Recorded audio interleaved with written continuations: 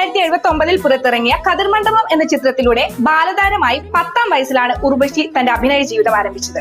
മലയാളം, തമിഴ്, കന്നഡ, തെലുങ്ക്, ഹിന്ദി എന്നീ ഭാഷകളിലായി 700-ലധികം സിനിമകളിൽ അവർ അഭിനയിച്ചു. 1983 പുറത്തിറങ്ങിയ മുണ്ടാനെ മുടിച്ചു എന്ന തമിഴ് സിനിമയിൽ നായികയായി. 1989 മുതൽ 91 വരെ 3 തവണ തുടർച്ചയായി ഏറ്റവും മികച്ച നടിക്കുള്ള സംസ്ഥാന ചലച്ചിത്ര അവാർഡിന് അർഹയായതുൾപ്പെടെ മൊത്തം 6 പ്രാവശ്യം അവർ മികച്ച നടിക്കുള്ള സംസ്ഥാന ചലച്ചിത്ര അവാർഡ് കരസ്ഥമാക്കിയിട്ടുണ്ട്. 2 തമിഴ്നാട് സംസ്ഥാന ചലച്ചിത്ര അവാർഡുകളും നേടിയിട്ടുണ്ട്.